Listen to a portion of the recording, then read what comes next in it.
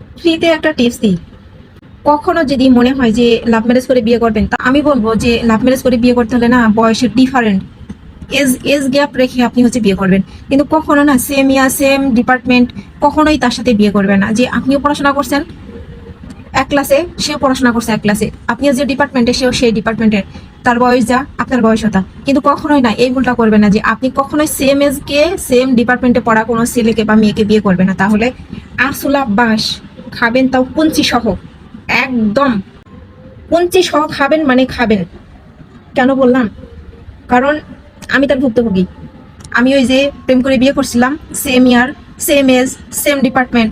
এখন এই যে দুইজনাই বেশি বুঝি, দুইজনাই পণ্ডিত, দুইজনাই অতিরিক্ত বেশি বুঝি, অতিরিক্ত চালাক, কেউ কাউকে একটুও ছাড় দিই না। এখন কি? এখন একটাই সমস্যা, দুইজনের মতের অমিল, কোনো কিছুই ভালো লাগে না। বিরক্তিকর, বিরক্তিকর, এক কথায় বিরক্তিকর। এই জন্য বলবো কখনোই same year same age same ডিপার্টমেন্টের মানুষকে কখনো বিয়ে করবেন না। জীবনটা তেনা তেনা যদি বানাইতে না চান, তাহলে কখনোই সেম এজ সেম ডিপার্টমেন্টের ছেলেকে বা মেয়েকে বিয়ে করবেন না।